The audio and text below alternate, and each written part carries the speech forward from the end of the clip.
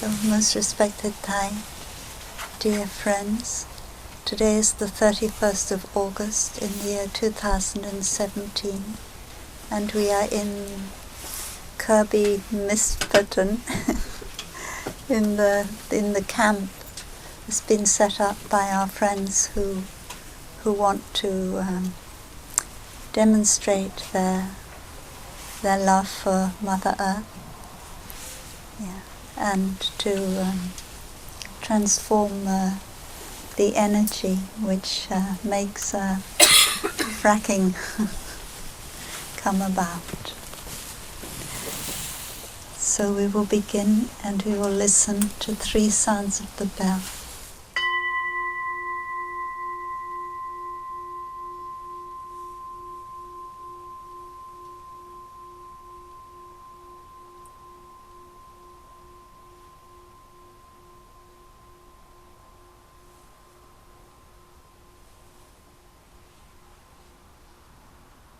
Sometimes we say, may the sound of this bell go out into the universe, and even in the darkest places may it be heard clearly. So this means that when we hear the sound of the bell, it penetrates us completely, but at the same time our mind, our clear mind, our calm mind, when we sit peacefully like that, also penetrates the whole universe, because it's part of the collective consciousness. So, dear friends, what I have enjoyed most, or what I've enjoyed very much since I walked into this field, is walking on the grass. I'm so happy that someone has taught me walking meditation, mindful walking, so that I can really be in touch with the earth under my feet and the earth around me as I walk. And both when we were doing the walking meditation together and when I've been walking on my own, I've really felt that my feet are deeply connected to the earth underneath them. And it's brought me a lot of peace and a lot of joy. And I remember when I went to Greenham Common in 1982, I didn't know walking meditation. So I didn't have that opportunity to really enjoy every step while I was there doing my work of being a peace activist. It's wonderful to... I was 33 at the time, I think, 32, 33 years old. And it's a wonderful time of my life, because there are times in our life when we begin anew, we start something new in ourselves. Of course, we also want to start something new in the world around us.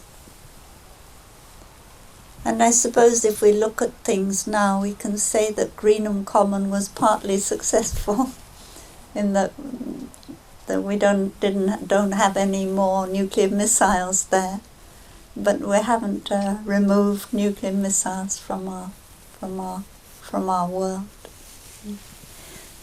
So I don't know really what the success lies in, because every thought we have, every word we speak, every action we do, it sends out an energy into the universe. And that energy, as we learn in thermodynamics, is something which cannot be destroyed. So when we set up a camp like this, and to walk on the earth in our camp with a lot of love, a lot of care for all species. Normally I'm not so fond of dogs. But today, sitting here during the mindful eating and looking at the dogs, I feel very close to them. And I look into their eyes and I see something, or maybe they're thinking, oh, I'd like to have a little bit of that. And they look around, another dog is having a bit of food, and they think, oh, I'd like to have some too. But I feel close to them, like they are part of Mother Earth too. Every species that is on the earth is part of the earth and part of us, because we, as human species, we are part of the earth. So it's wonderful to be able to celebrate life like this.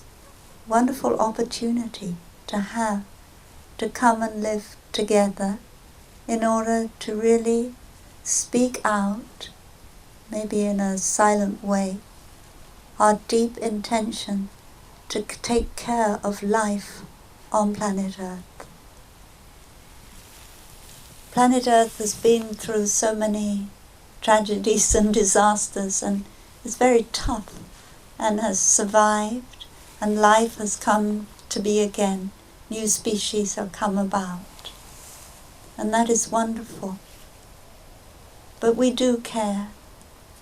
We do care about the human species and the other species, and that is why we come here, to try and protect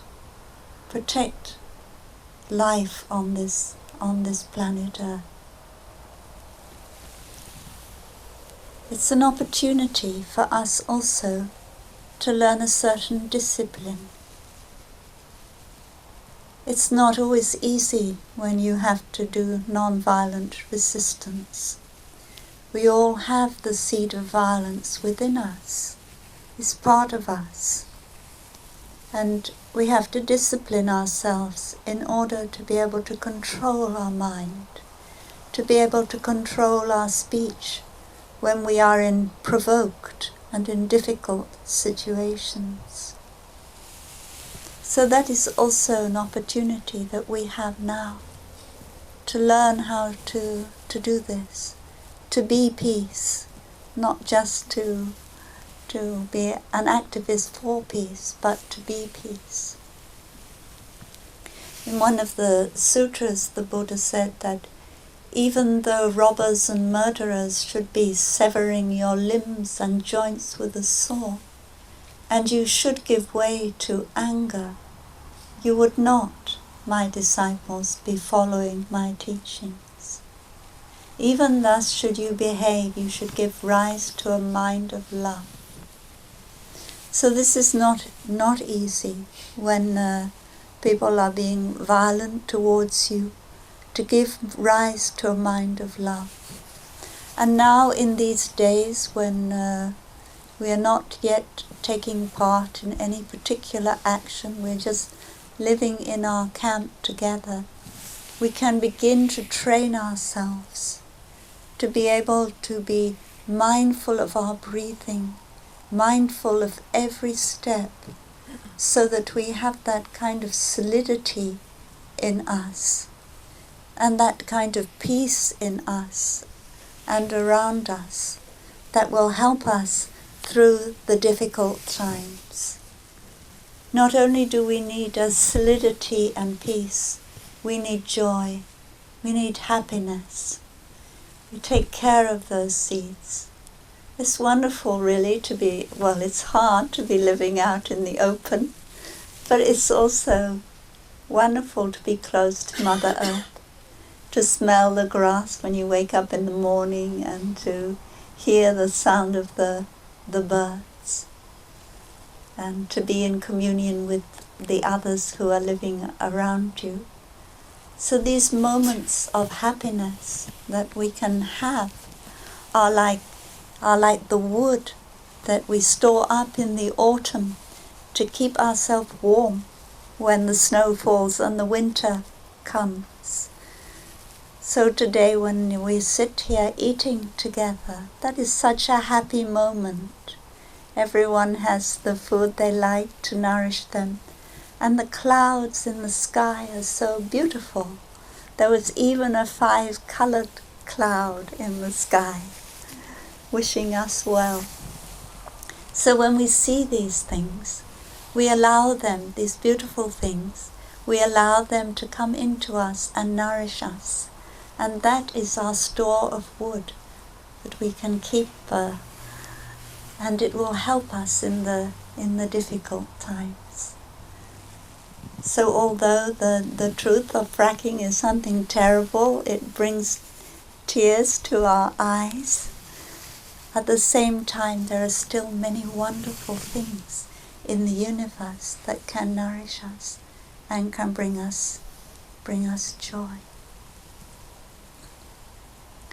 We are born, when we are born, all of us species that we call Homo sapiens, we are not a perfect species by any means.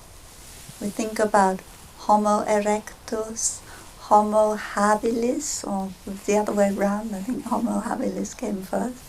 And we think of these different species, and we think that Homo sapiens is a kind of evolution.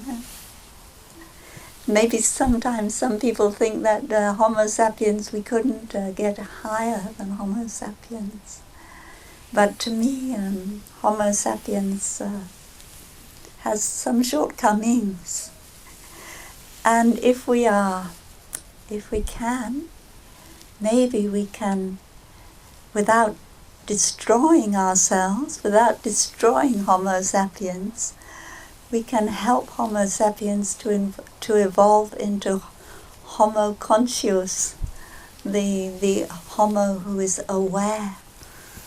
And that would be wonderful, because if we don't turn ourselves into Homo conscious, we shall probably destroy ourselves as Homo sapiens.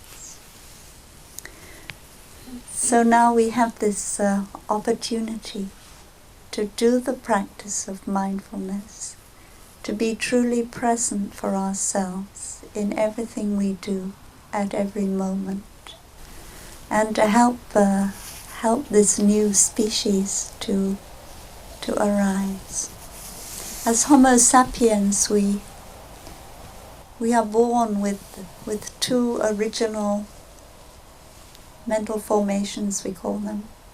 One we call original desire, and the other we call original fear. They go very closely together. And our original desire is to survive. That is an instinct within us. When we are born, we have to take that first breath to expel the liquid from our lungs. Otherwise we won't survive.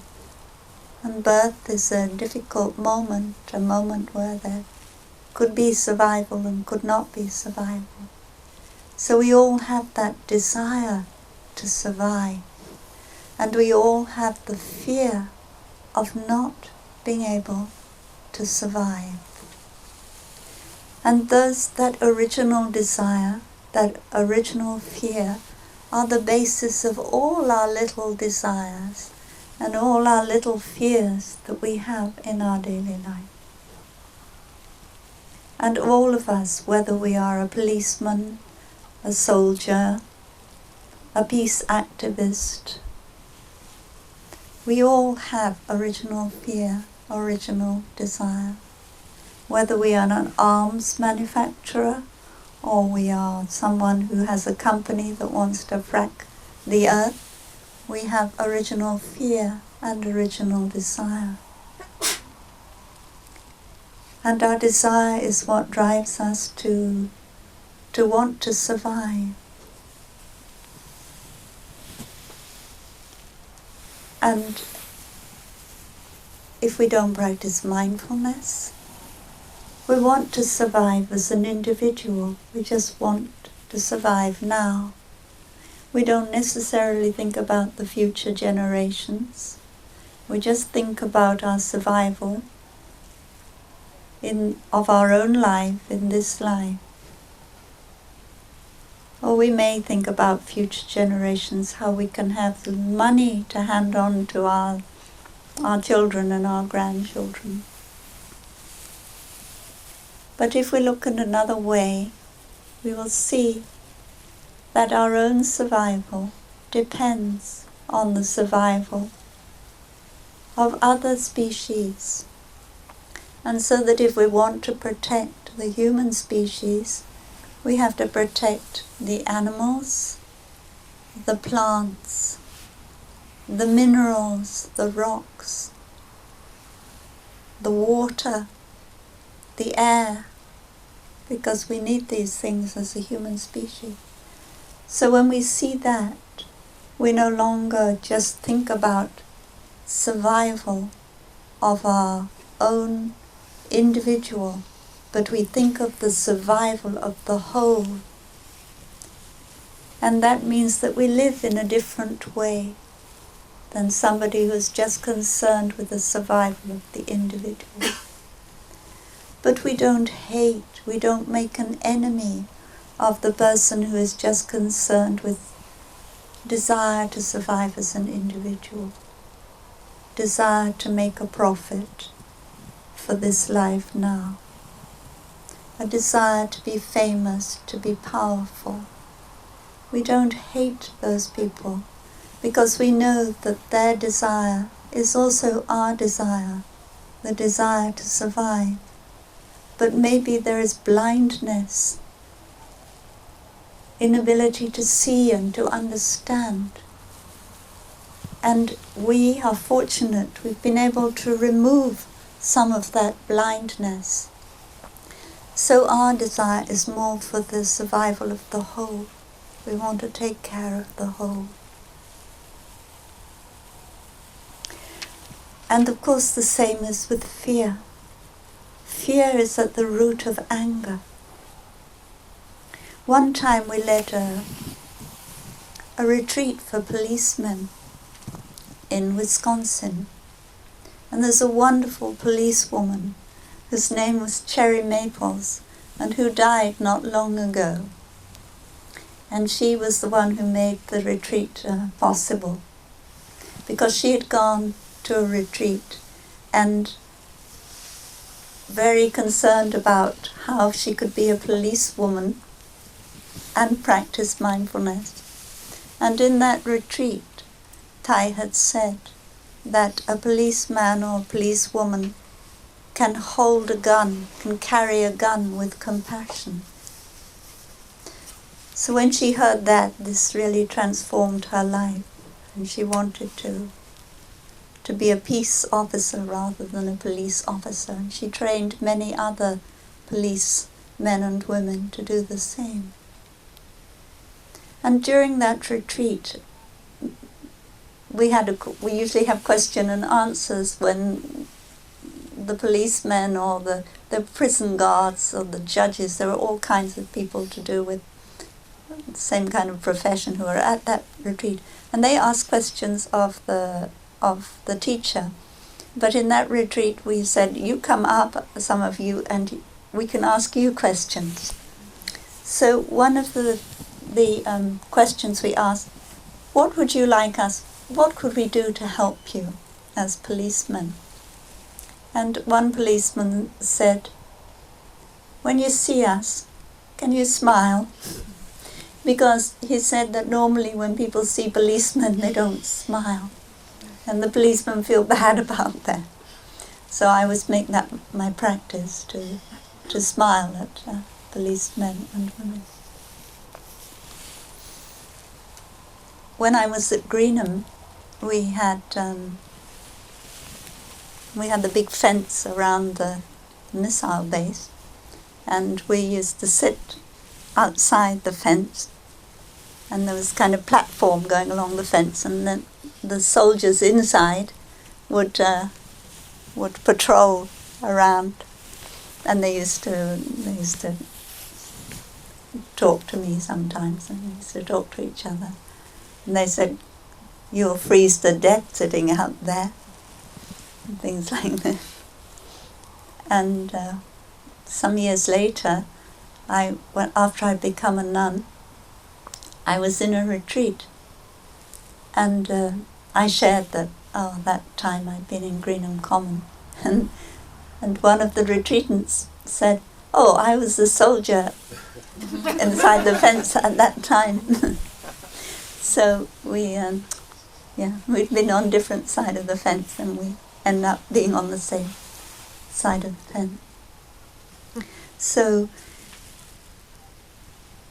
I think that is good when we're not involved in some kind of action, to look deeply and to see the fear that a policeman or a policewoman has, and that their anger, it comes basically from their fear, and to learn to generate a feeling of understanding and some kind of compassion for somebody who is very afraid and angry. And of course we are also afraid if someone comes along and handles us violently. So the fear comes up in us. So there's fear on both sides. And as the Buddha said, fear will never put an end to fear. Hatred will never put an end to hatred. Only love can put an end to hatred. So we have this opportunity to discipline ourselves. And how can we love someone? How can we love the arms merchant? How can we love the directors of the fracking companies? Only by understanding. Only by understanding their ignorance, their suffering, which comes from their ignorance. And when we can understand, we can feel compassion.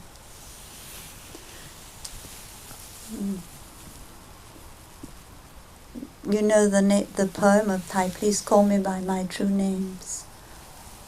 Thai said, if you call me by the name arms merchant, then I can say yes. Because we all have the seed of the arms merchant in us. Sometimes we see it coming up, the seed of greed, the seed of ignorance, and sometimes we don't see it.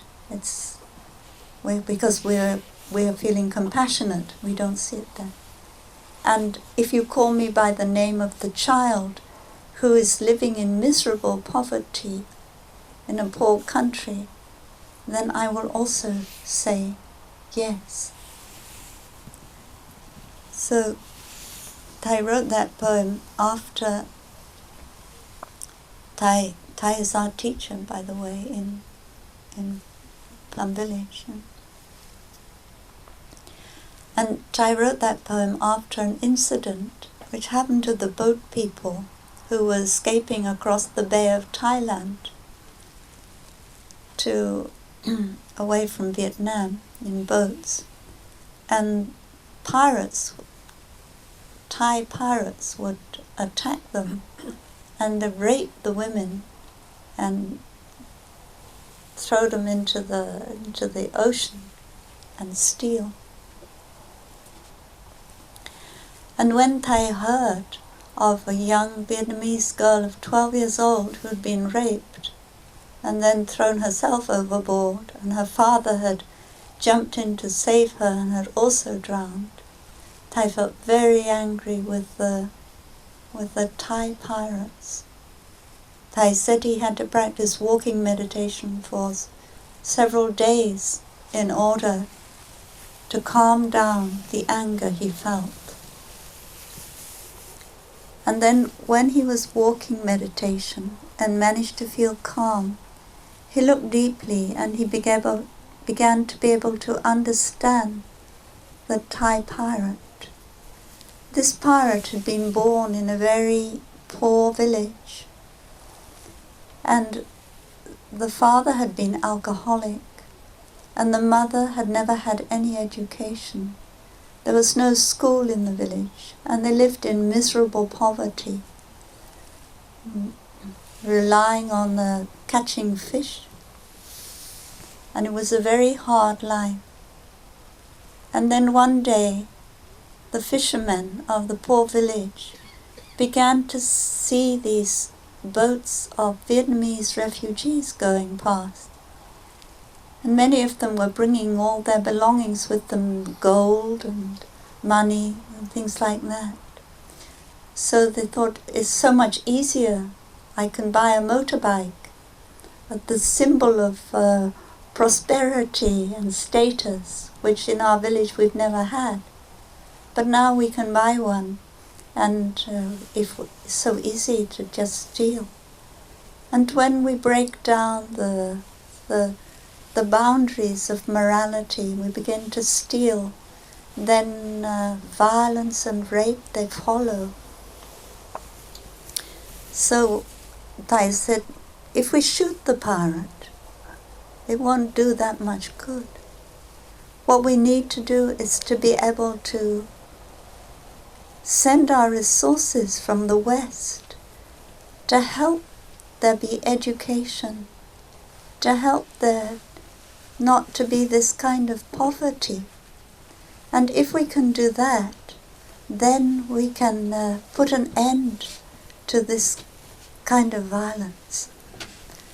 So looking deeply like that, we are able to understand and we're able to feel love for those who have harmed us and those who have wronged us. And so I think this is a meditation that we can all do, so that when we are provoked, when we are in a difficult situation, then we can react differently than if we are not prepared.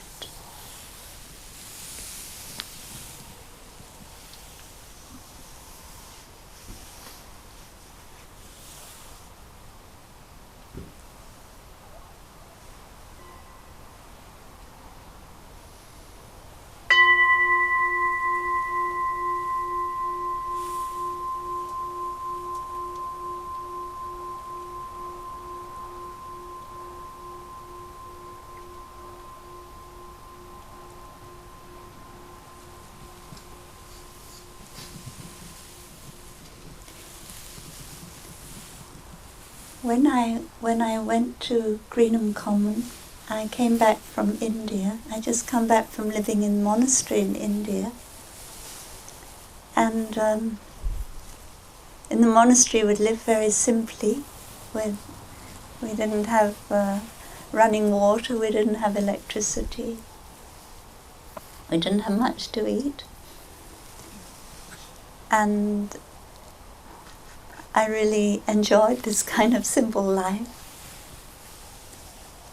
And I came back to England in order to be able to go to Greenham Common, because somebody in India told me about it. And I really wanted to go there. I had that deep desire within me to go there. And so I decided to go on foot. I think I went about 30 miles on foot. I was wearing rubber boots. So the time I arrived there, I couldn't walk anymore. I just went with my sleeping bag.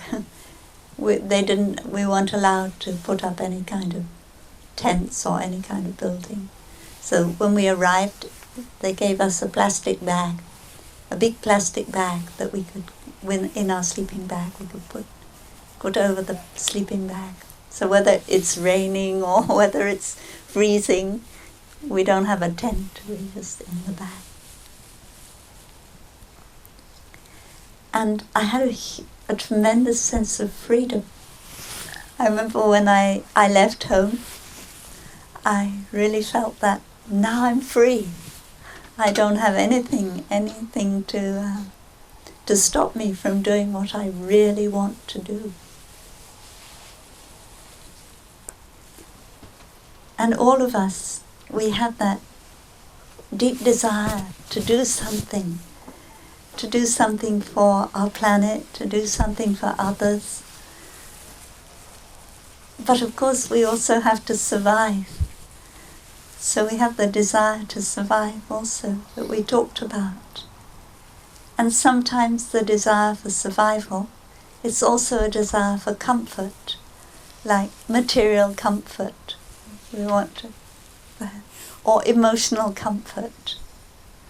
But a revolutionary or an activist, the desire to work for peace or to do something for the planet is stronger than the desire for material comfort or for emotional comfort. So it's a little bit like becoming a monk or a nun in a way. But now becoming a monk or a nun in Plum Village, we still have quite a lot of material comfort. After I'd been in India and then in Greenham Common, and then I went to Plum Village, and in those days Plum Village was much less comfortable than it is now. All the roofs leaked, and we didn't have any central heating. So, and we didn't have good food like we do now. But anyway, I used to say, oh, Plum Village is a 5-star hotel as far as I'm concerned, because we had a board with bricks underneath it to make into a bed. We had toilets, we had a shower. So for me it was like a 5-star hotel. But that desire that isn't for material comfort, it's for something deeper. I think many of us, when we are younger, we feel that. And sometimes when we're older, as we get older, we lose it. And it has something to do with leaving our home. I think in the Gospel somewhere it says that the fox, it has its hole, and the bird, it has its nest. But the Son of Man, he doesn't have a home or something. He doesn't have somewhere, some home, some bedroom where he can put down his head. And I often wondered, what does that mean? And now sometimes I see it in terms of this desire to find your true home. Because your true home isn't material comfort. Your true home isn't emotional comfort. It's something much deeper. And today when we practice walking meditation, maybe we practiced arrived, home. And we touched that true home. That true home is our planet Earth, is Mother Earth. Wherever we are on the earth, Mother Earth, wherever we are, Mother Earth is there, our home, for us to be in touch with. And Thai has written a book, it's called Love Letter to the Earth. And in that book, Thai says that if we want to save our planet Earth, well, that is to save the life on our planet Earth, not make it into a barren wilderness, which take millions and millions of years for life to come back. If we want to save our planet Earth like that, then what we need to do is to start to relate to the Earth in a different way. And that to me is to see the Earth as my true home. And once I see the Earth as my true home, I relate to her differently. And that kind of relating, well, to me is the way that we can save the Earth. I used to feel, I think all of us feel sometimes too, that there's another place we can go to. Maybe it's heaven. When we die, we may go to heaven. We may go to the kingdom of God. If we're Buddhists, we may go to the Pure Land. So we think there's, in our mind, maybe we think there's somewhere better than the earth. There's somewhere better we could go to. But then one day we have a realization. If we're an astronaut, we go up in the spaceship. We look back into that darkness and we see a little jewel, green and blue jewel, which is Earth. And at that point the astronaut is deeply moved to tears. That is home. That is Mother Earth, our home. And down there people are fighting wars. They are destroying the environment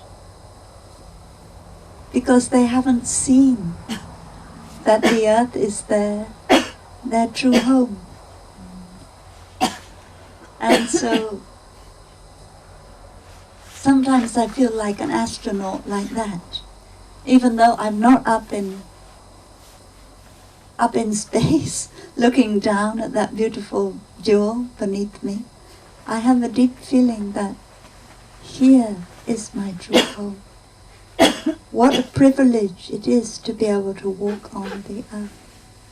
If I was one of those astronauts and then I heard, oh dear, something's gone wrong and we won't be able to get back to Earth again, then I think I just want to do one thing, that is to be able to walk on Mother Earth again. So now I have a chance to walk on the earth, to express my love for the earth with my steps, and to see that there isn't a better place. If you look at the sky today and you say, well, if that is not the kingdom of God, that beautiful sky, then what is the kingdom of God? And we can touch it now. And we take care of the earth. We change the way we eat. We change the way we use water. Not because of some theory, not because of some idea, but because we have recognized that the earth is our home. And everybody has their way of taking care of their home. And some of us do it in different ways. We don't always do it in the same way. But it is our privilege to be able to take care of our home. It's our joy to be able to do that. It's our happiness to be able to do that.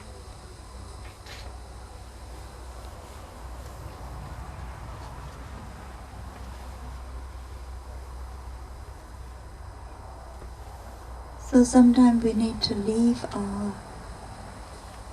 our little home of material comfort, emotional comfort, even spiritual comfort, in order to be able to find our true home. And for those of you who are staying in the camp here, this is an opportunity for you to be able to find your true home.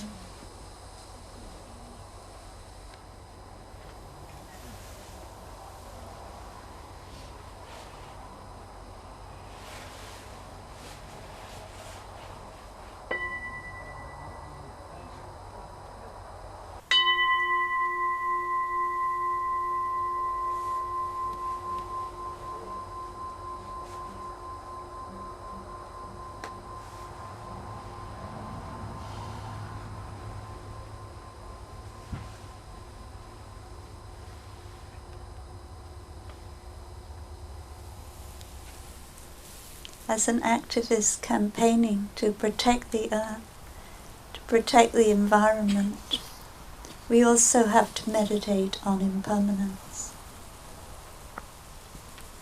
We know that everything is impermanent. Everything is changing at every moment. Impermanence isn't bad. Impermanence isn't good. Impermanence is the truth. It's the way things are. Impermanence can be very good if you have a dictatorial regime and it's overthrown, replaced by a democratic one. That is good impermanence. If you are sick and you get better again, that is good impermanence. So the human species, as we said, is impermanent. The human species is the Homo sapiens, is the youngest species, only 100,000 years old, Homo sapiens. Yeah, if you compare us with the flower species, 125 million years old. Yesterday we found a fossil of flower, million of years old. So we species, human species, very, very young, but still we are impermanent. And as an individual, of course, I'm impermanent, I'm going to die. Sooner or later we have to die. And that is a thought for us that is not very pleasant. We don't like to think about one day I'm going to die. If the thought comes up, we usually turn on the television or pick up the telephone or do something so we don't have to think about the fact I'm going to die. But that is the truth, and we need to face it. And we need to say, I am of the nature to die. There's no way I can escape death. And we need to feel the fear of death coming up, and then we need to face our fear. And we need to also meditate on the human species, civilization. Civilization has to die, has to stop. The Minoan civilization, wiped out by an earthquake, a tsunami, probably caused by doing things to Mother Earth rather like what we're doing now, like mining for bronze and things like that. So our civilization is not always going to be there. And in order not to be burnt out, in order not to despair, we have to face that reality of impermanence. Sooner or later, our civilization will come to an end. Sooner or later, our species will come to an end. Of course, we want to have it to happen later rather than sooner, but we have to face our fear of that happening and be able to be calm. And only when we can be calm can we be clear and know what the best thing to do. If we are in the grips of fear or in the grips of despair, we cannot act in a mindful and useful way. So it is important for us as environmental activists to be able to practice the meditation on impermanence. Breathing in, I'm aware of my civilization. Breathing out, I'm aware that this civilization is impermanent. And then we can face our fear, we can accept the impermanence. Breathing in, I am aware of Homo sapiens. Breathing out, I am aware that Homo sapiens is impermanent. And we can be aware of our fear of the end of Homo sapiens, but at the same time we can accept it. And therefore we are no longer controlled by our fear. And we are clear and calm in helping the human species to continue and the civilization to continue in the most positive and beneficial way. Because civilization is not always positive. Human species is not always positive.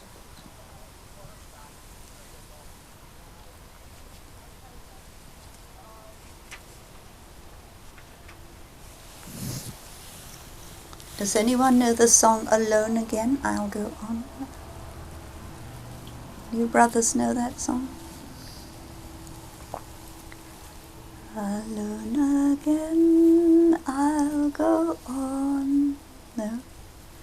With head bent but knowing the immortality of love, and on the long rough road the sun and moon will shine. Promise me this day, as the sun is right overhead, even though shall cut you down with a mountain of hate and violence. Remember, brother, man is not our enemy. Just your pity, just your love, invincible. Those who hate you will regard you, and those who love you will regard you across 1,000 worlds of dying and birth. Yeah, anyway, I've forgotten the song, sorry. I was hoping somebody would say, would remember it. Now, this is a poem by Thai. Remember, brother, man is not our enemy. And these are words of encouragement or words of advice that Thai wrote for his, when he was in the United States in the 1960s. He wrote for his disciples in Vietnam to help them be a force for peace. So we say, remember, man is not our enemy. And then some people say, well, man is not our enemy. Our enemy is violence, is hatred. But recently Thai said, no, our enemy is not violence, our enemy is not hatred. Because we all have these things in us in the form of potential, in the form of seeds. And in our daily life, for instance, we're living together in the camp, and one brother or one sister in the camp says something or does something that waters the seed of irritation and anger in us. And we see that, yes, we have that seed there, and we have to take care of it. We don't fight with it as if it's an enemy, but we look after it, and we say, oh, hello, my little anger coming up. Hello, my little violence coming up. I will practice walking on my own to take care of you. After the referendum about leaving the European Union, we noticed something in our country, the UK. People have forgotten how to use loving speech. A lot of violence came out, not so much in physical action, but in speech. And speech can be extremely violent.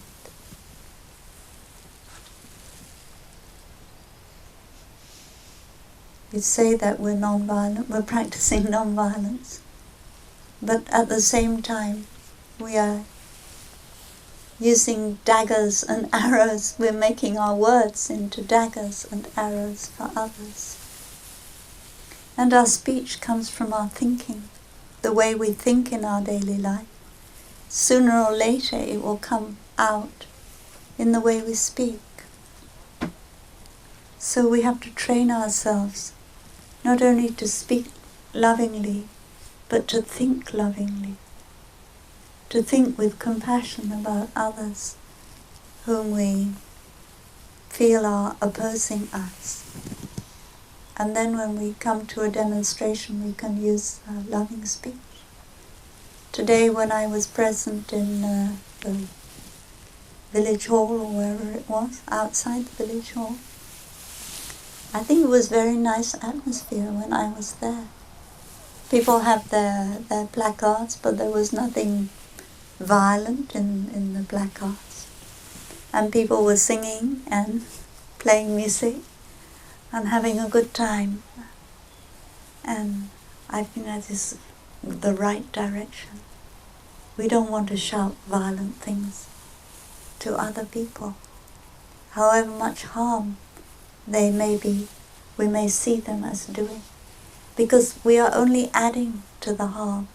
We're only adding to the hatred. And we're not only bringing discredit upon the other people, but we are bringing discredit upon ourselves. And what I want is for us to be able to heal the wounds that I still feel those wounds that come from the speech that was used before the referendum about Brexit. Those wounds are still there. They've gone deeply into our nation, and we need to heal them. We need to begin anew and start using loving speech towards our so-called enemies. We need to write love letters rather than hate letters.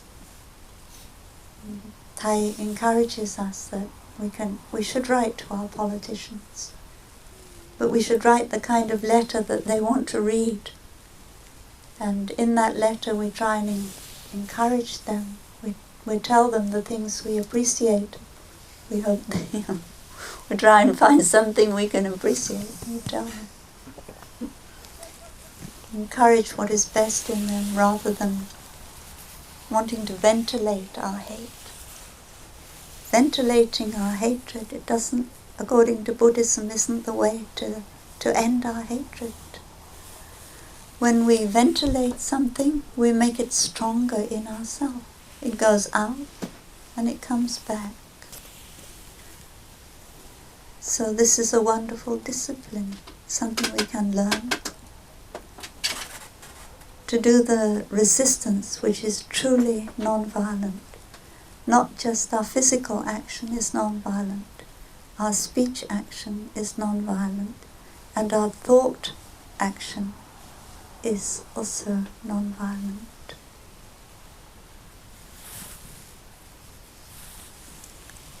So, dear friends, we've been here for about an hour, talking for about an hour. Before we end, I would just like to ask you if you have any questions.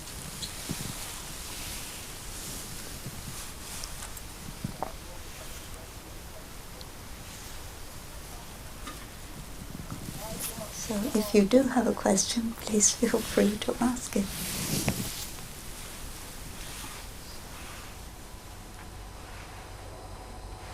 I have a question. Yeah. Which is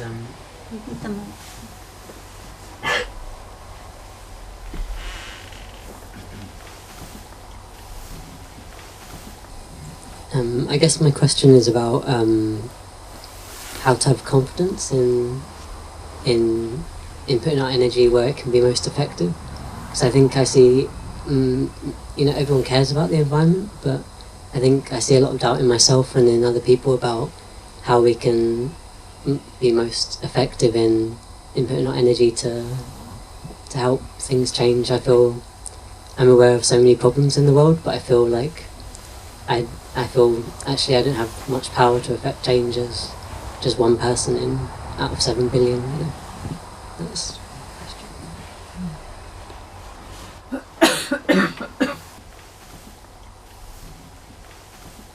Yeah, I think as an individual we don't have much power. So the most important thing is Sangha building. We have to do it together. We have to have a group of friends who do something together. We can't do much at all on our own. And the other thing is that, like we said, energy is not lost. So whatever you do, which come from a pure heart, then understanding, compassion, loving kindness, whatever comes from that, that energy will continue in one way or another, even though you can't see now that it's doing much good, but it still has to continue, like a drop. So I think first thing is to feel that where your heart wants you, what you really want to do. It's important not to tell yourself, I have to do this, my duty.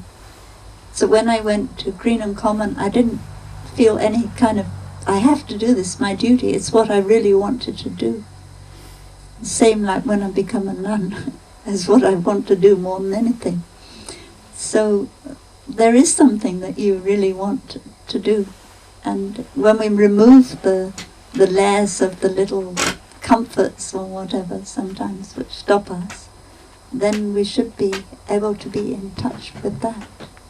And if you're an artist, you may really want to be an artist, but you can always use your art to help the people, the environmental activists.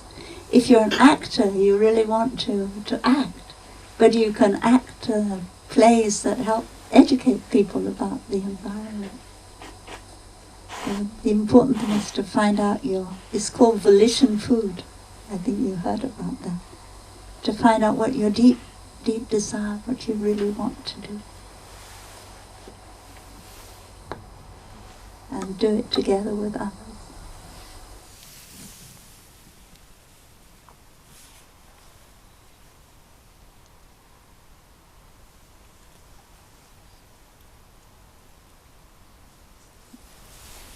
Should not be a slave of society and the norms of. We shouldn't be a slave to the norms of society.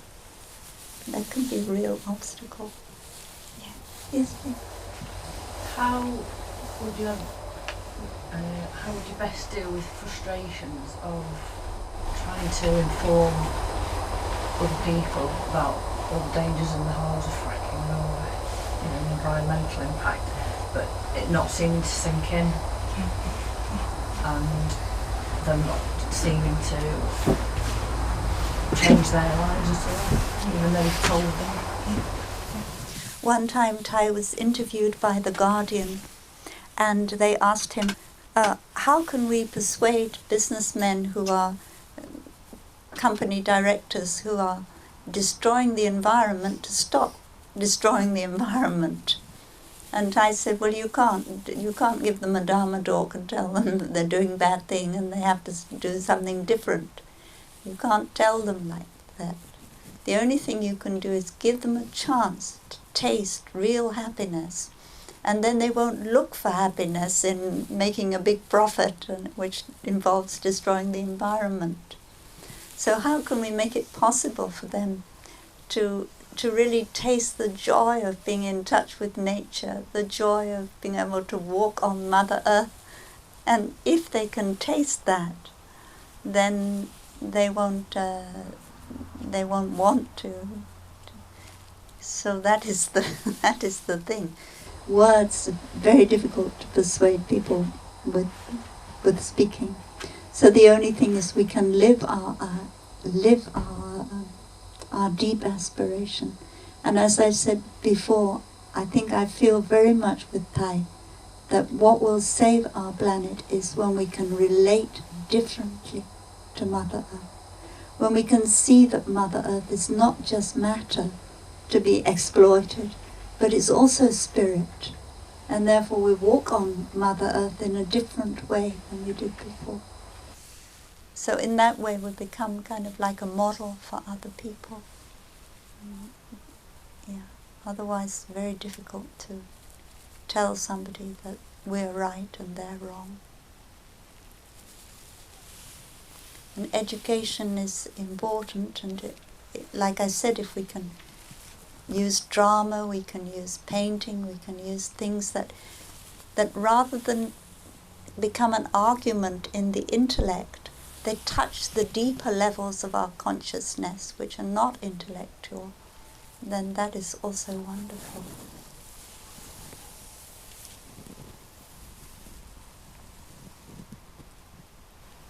Yes, please.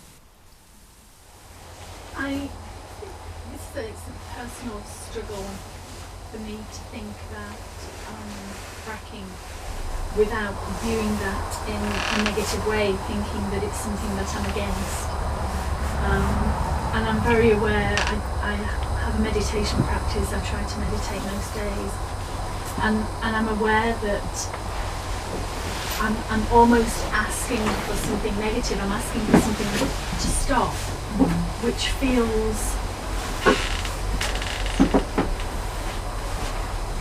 which feels very different to visualising love for the earth. And it feels, it's lovely to visualise a very happy earth, but what I feel my heart is really asking for is for something to stop.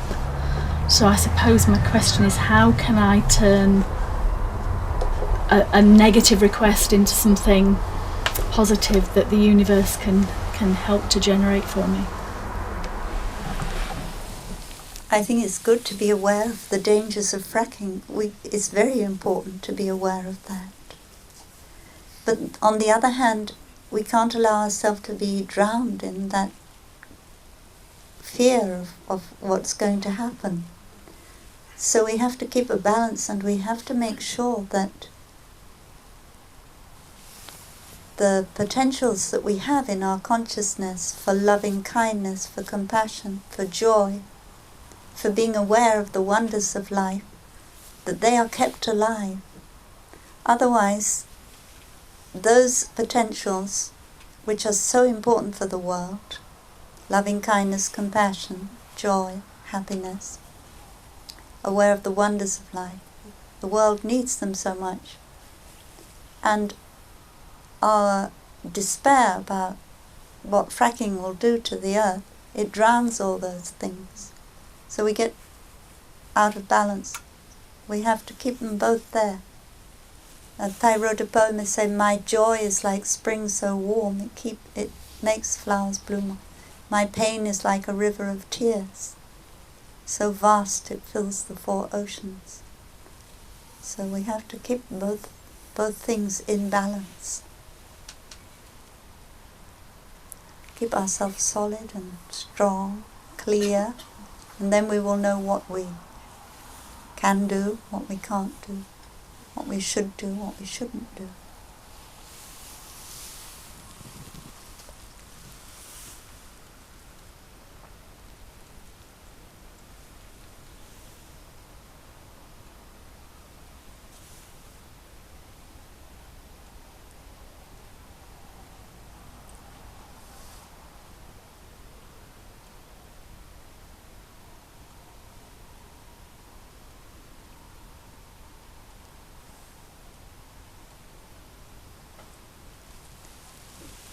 So, dear friends, if you don't have any more questions, we can end here.